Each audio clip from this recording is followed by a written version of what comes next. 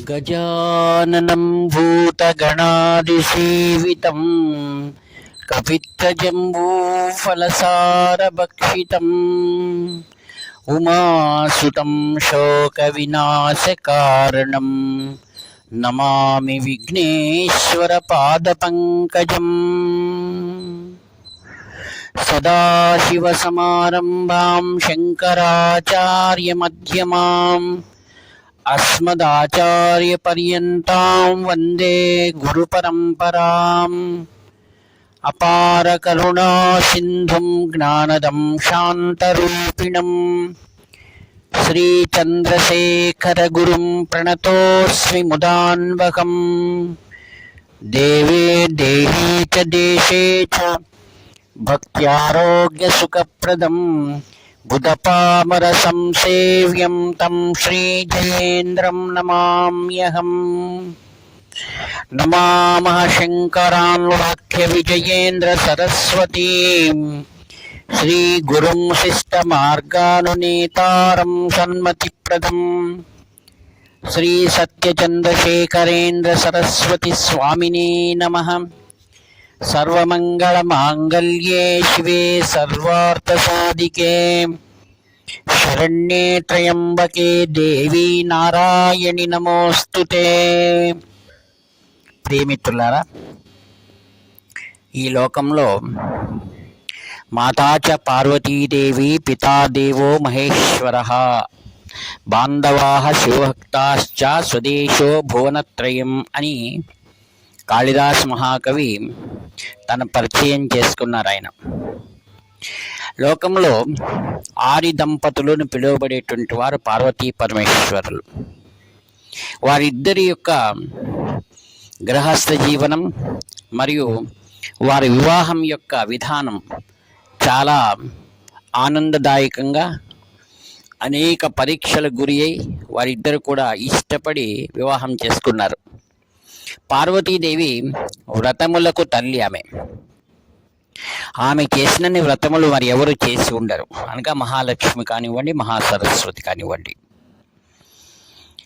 ఆ యొక్క పరమేశ్వరుణ్ణి అత్యంత నిష్ఠాగరిష్ఠురాలై అనేక వ్రతములు ఆచరించి అనేక పరీక్షలలో ఆమె గెలిచి పరమేశ్వరుని హృదయాన్ని ఆమె శోభాయమానంగా అలంకరించబడ్డది. అర్ధనారీశ్వరి స్వరూపిణి అమ్మవారు. ఆత్మీయులారా, గృహస్థ జీవనంలో అత్యంత పవిత్రమైనది, ముఖ్యమైనది త్యాగము. త్యాగే నీకేన అమృతత్వ మానసు అన్నారు. జీవితంలో మనం త్యాగం చేసినప్పుడే దానికి ప్రధానమైనటువంటి గౌరవము, విలువ, కీర్తి కలుగుతుంది. పరమేశ్వరి 3 మార్లు తన లోకం కోసం, తన భర్తను పొందడం కోసం త్యాగం చేసింది ఆమె. ఆత్మీయులారా, ఆ యొక్క హిమవంతుని పుత్రిక జన్మించినటువంటి హైమవతి నారదుని ద్వారా పరమేశ్వరుని వివాహం చేసుకోవాలని ఆమె ఇష్టపడ్డది. అనగా నారదుల వారు చెప్పారు, పరమేశ్వరుడు ఇప్పుడు దక్షిణామూర్తి రూపంగా తపస్సులో ఉన్నారు, మీరు ఎలాగైనా ఆయన వివాహం చేసుకోవాలి అని. ఎందుకనగా తారకాసుని సంహారం కోసం ఆమె హిమవత్పర్వత ప్రాంతంలో దీర్ఘమైన తపస్సులు ఆచరించి ప్రతినిత్యము కూడా ఆయన పరిసరాలను శుభ్రపరిచి ఆయన నిత్యము సేవించుకున్నది. అప్పుడు పరమేశ్వరుడు ఆమెను అనేక విధాలుగా పరీక్ష చేశాడు. అనగా జగద్గురువు ఆయన. పరమేశ్వరుడు జగద్గురు. తన ముందు వచ్చిన వారందరూ కూడా ఆయనకు శిష్యులే. ఆ విధంగా పరీక్ష చేయాలని ఆయన ఇష్టపడ్డాడు. ఏం చేశారు? ఆమె ఒకరోజు నీళ్లు తీసుకురావడానికి వెళ్ళినప్పుడు ఒక మొసలి అక్కడున్నటువంటి ఒక బిడ్డను, అనగా 16 ఏళ్ల పిల్లవాడిని లోపలికి తీసుకుంటారు నీళ్ళలోకి. అక్కడ ఉన్న తల్లిదండ్రులు కూర్చొని బాధపడుతున్నారు, మేము నీళ్లు తాగడానికి వచ్చే అబ్బాయి ఇలా మొసలి పాలవుతున్నాడు అని. అప్పుడు ఆ తల్లి పరమేశ్వరుని ప్రార్థించగా ఆ శరీరవాణి వినపడ్డది. ఎవరైతే తమను తాముగా సమర్పించుకుంటారో అప్పుడు ఆ మొసలి వదులుతుందని. అప్పుడు ఆమె తనను సమర్పించుకోవడానికి ఇష్టపడుతుంది.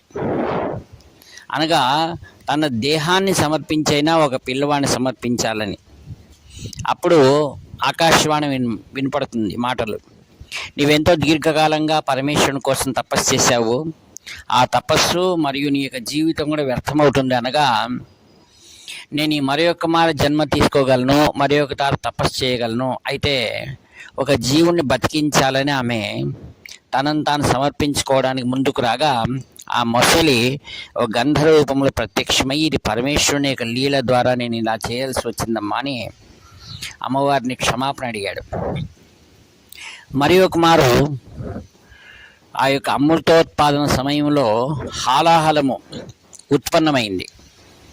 అప్పుడు దేవతలు, రాక్షసులు, సమస్త జీవరాశి అంతే కూడా మమ్మల్ని రక్షించడానికి కైలాసానికి పరిగెత్తుకుని రాగా అమ్మవారు లోక సంరక్షణ కోసం హాలాహల పానం చేయమని చెప్తున్నవే.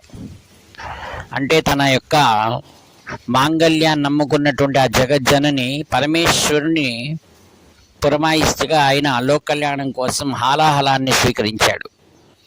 అది ఆమెలో ఉన్నటువంటి జగజ్జనని లక్షణం. అందుకే మాతృమూర్తి ఎల్లప్పుడూ త్యాగం చేసినప్పుడే ఈ యొక్క సంసారం కానీ లేక ఈ లోకం కానీ రక్షించబడుతుంది. మూడవ మారు దక్షయజ్ఞ సందర్భంలో పరమేశ్వరుని నిందించినప్పుడు ఆమె తనను తాను అగ్నికి సమర్పణ చేసుకుంది. అప్పుడు ఆ పరమేశ్వరుడు ప్రళయ తాండవం చేస్తాడు. ఆమె శరీరాన్ని తీసుకుని ఈ యొక్క లోకమంతా కూడా విలయ తాండవం చేస్తూ వెళ్తున్నప్పుడు మహావిష్ణువు ఆ ఉగ్రరూపాన్ని శాంతపరచడం కోసం సుదర్శన చక్రాన్ని ప్రయోగించి ఆ దివ్య దేహాన్నంతటినీ కూడా ఖండించి పడింది. అదే అనేకమైన శక్తి క్షేత్రాలుగా మనకు భాసమానమై ఉంది. ఆత్మీయులారా, నేడు ప్రపంచంలో భగవంతుడి ద్వారా అందరికి కూడా అనుకూలమైన వాతావరణాలు ఉండి కూడా గృహస్థ జీవనంలో గొప్ప గొప్ప ఉద్యోగాలు చేస్తూ ఉన్నారు. అయితే అందరూ కూడా వివాహాలు విచ్ఛేదనం చేసుకుంటున్నారు. ఎంతో గౌరవమైనటువంటి భద్రమైన పునాది కలిగిన భారతదేశం ఇది.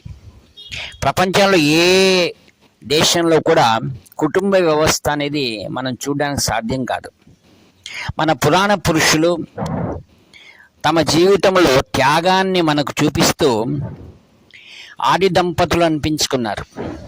వివాహ సందర్భంలో గౌరీ పూజ నెరవేర్చి సప్తపదిని అగ్నిసాక్షిగా చేసుకుని వివాహం జరిగి అందరి దివ్యమైన ఆశీస్సులు పొంది జీవితం ప్రారంభించబడేటువంటి వారు ఏదో చిన్న విషయంలో కూడా మనస్తాపాలు చెంది వివాహాలు విచ్ఛేదన చేసుకుంటున్నటువంటి సందర్భంలో మన యొక్క భారతదేశంలో ఏ యొక్క ఇతిహాసంలో కానీ ఏ యొక్క ధర్మంలో కానీ పురాణ పురుషులే జీవితం ఎలా చేయాలని నిరూపించిన దేశం భారతదేశం.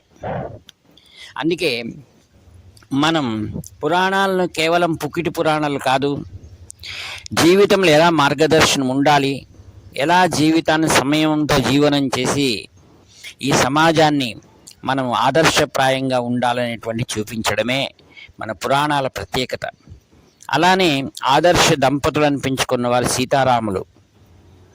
మన దేశంలో ఏ యొక్క మూల పురుషుని మనం చూసినా, ఇటు ఋషులు కానివ్వండి, దేవతలు కానివ్వండి, మానవులు కానివ్వండి, ఈ ముగ్గురు కూడా జీవితం ఎలా ఆదర్శప్రాయంగా ఉండాలని నిరూపించినటువంటి మన సమాజం. ప్రతి ఒక్కరు కూడా విద్యావంతులై మనం ఏ విధంగా జీవితాన్ని మనం కొనసాగిస్తే మన సంతానం అనాథలు కాకుండా వారు సుఖంగా ఉండడానికి మార్గదర్శనం అవుతుంది. నేడు భార్యాభర్తలు ప్రతి ఒక్క చిన్న విషయానికి కూడా పోట్లాడుతుండడం ద్వారా అది పసిపిల్లల మనసు పైన చాలా తీవ్రమైన పరిణామం ఏర్పడుతుంది. ఎప్పుడైతే వారి జీవితంలో గృహంలోనే శాంతి లేకపోవడంతో వారు అనేకమైనటువంటి మానసిక చికాకులు ఏర్పడడం, చిన్నతనంలోనే అనారోగ్యాల పాలు కావడం మనం ఈ సమాజంలో చూస్తున్నాం. కుటుంబ వ్యవస్థ చాలా ముఖ్యమైనటువంటిది. అందరూ కూడా శాంతియుతమైనటువంటి సామరస్యమైనటువంటి జీవితాన్ని మనం కొనసాగించడానికి మన పురాణాలు కానివ్వండి, మహాపురుషుల ఆదర్శ జీవనం కానివ్వండి, మన మార్గదర్శకంగా తీసుకోవాల్సిన అవసరం ఎంతైనా ఉంది. ఆత్మీయులారా, మహాపురుషులు మనకు ఒక మార్గాన్ని నిర్దేశించారు. పురాణాలలో పార్వతీ పరమేశ్వరుల యొక్క సంతానాన్ని మనం ఒకసారి చూసినట్లయినా లోకాన్ని ధర్మరక్షణ చేయడం కోసమే వారు సంతానాన్ని పొందారు. మహాగణపతి తమ తండ్రి ద్వారా కూడా ఆ యొక్క శిరచ్ఛేదం చేయబడి తల్లి యొక్క ప్రార్థన వలన ఆయన చిరంజీవి అయ్యాడు. ఎవరు? మహాగణపతి. ఆయన ప్రథమంగా వక్రతుండంచ అని మనం ప్రథమంగా ఆయన వినాయకుని పూజిస్తాం. వినాయకుడు గజాసురుణ్ణి అనేటువంటి రాక్షస సంహారం చేశాడు. అలానే తారకాసుని సంహారం చేయవాలన్నప్పుడు ఆ సుబ్రహ్మణ్య స్వామి జన్మం కావాలి. అందుకోసమే పార్వతీదేవి వ్రతము నియమములు అన్ని ఆచరించి వేద పురుషుడైనటువంటి పరమేశ్వరుణ్ణి ఆమె వివాహం చేసుకుని లోకానికి పరమ పవిత్రమైనటువంటి సుబ్రహ్మణ్య స్వామిని లోకానికి అందించింది. మహాత్ముల యొక్క అవతార చరిత్రలు మనం చూస్తున్నప్పుడు మన దేశంలో సంతానం కోసం ఎన్నో యజ్ఞ యాగాదులు, ఉపవాసములు, వ్రతములు, మహాపురుషుల యొక్క ఆశీస్సులతో మనం సంతానాన్ని పొందుతున్నాం. అట్టి సంతానాన్ని పొందినప్పుడు క్రమశిక్షణాయుతమైనటువంటి గృహస్థ జీవనం చేసినప్పుడు ఆ యొక్క సంతానం లోకానికి, సమాజానికి ఎంతో ఉపయోగకారి అవుతారు. కేవలం వారు ఉద్యోగం కోసం విద్య అవసరమే, అయితే ఆ విద్యతో పాటుగా గృహస్థ జీవనంలో వారికి అనేకమైన సంస్కారాలు తల్లిదండ్రుల ద్వారా లభ్యమవుతాయి. వేదములు అందుకే మాతృదేవో భవ, పితృదేవో భవ, ఆచార్య దేవో భవ. కావున ఆత్మీయులారా, అందరూ కూడా ఒకసారి మనం పురాణాల్లో చెప్పబడినటువంటిది కేవలం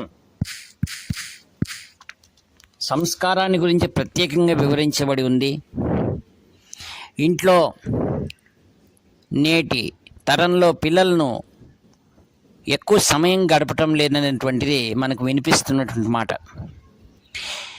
ఉద్యోగాలు చేయడం ముఖ్యం, దాంతోపాటుగా గృహస్థ ధర్మంలో భార్య భర్త కొద్ది సమయాన్ని వెచ్చించి వారు ప్రేమగా గడపడానికి వాళ్ళు ప్రయత్నం చేయాలి. అప్పుడు ఇంట్లో శాంతియుతమైన వాతావరణం ఏర్పడుతుంది.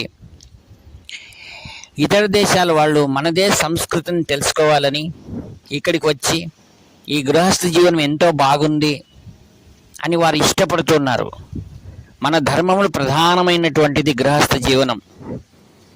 ఆదిగురు శంకర భగవత్పాదాచార్యులు వారి లోకానికి ఆర్యాంబ శివగురుల ప్రసాదంగా మనకు లభ్యమైంది.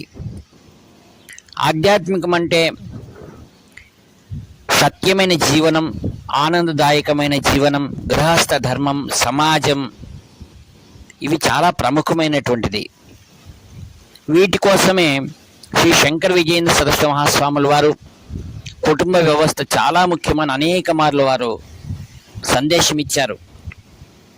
గృహస్థ జీవనం తదనంతరం దేవాలయాలు సంరక్షించబడాలి. దేవాలయాల్లో ప్రముఖమైనటువంటి ఆధ్యాత్మిక జీవన సందేశం దేవాలయాల్లో మనకు లభ్యమవుతుంది. దేవాలయాలు మనం రక్షించుకోవాల్సిన అవసరం ప్రతి ఒక్కరి బాధ్యత ఉంది. కావున దేవాలయాల్లో ఉన్నటువంటి ఆ దేవతా పురుషులు కూడా గృహస్థులే. లక్ష్మీనారాయణుడు, ఉమామహేశ్వరాభ్యాం నమ, శచీ పురంధరాభ్యాం నమ, వాణి హిరణ్య గర్భాభ్యాం నమ అని స్వస్తి పుణ్యాహవచనంలో చెప్తున్నారు. వీరందరూ గృహస్థులై ఆదర్శప్రాయమై ఆ గృహస్థ జీవనాన్ని మనం ఎలా ఆచరించాలని చూపించిన వారిలో త్రేతాయుగంలో సీతారాములు. అలానే మనం ప్రతి ఒక్కరూ కూడా ఆదర్శమైన జీవనం చేస్తూ సమాజానికి ఒక వెలుగును అందించేటువంటి బరువు బాధ్యతలు కుటుంబ వ్యవస్థ పైన ఉందని మనం గమనించి అట్టి కుటుంబ వ్యవస్థ భద్రపడాలి అంటే మహాత్ముల యొక్క సంపూర్ణ ఆశీర్వాదం మనకు ఉండాలని ప్రార్థిస్తూ అందరినీ కూడా చల్లటి చూపులతో ఆది దంపతులు అనుగ్రహించుగాక అని ప్రాతకాలంలో స్మరిస్తూ భజిస్తూ నమిస్తూ ఈ వాక్పుష్పములను శ్రీ సద్గురు శంకర విజయేంద్ర సరస్వాముల వారి దివ్య చరణాలను సమర్పిస్తూ సెలవు తీసుకుంటాను. ఇట్లు మీ ఆత్మీయ మిత్రుడు నివర్తి నాగభూషణ శర్మ. 7483229249. హర హర శంకర జై జై శంకర, హర హర శంకర జై జై శంకర, హర హర శంకర జై జై శంకర.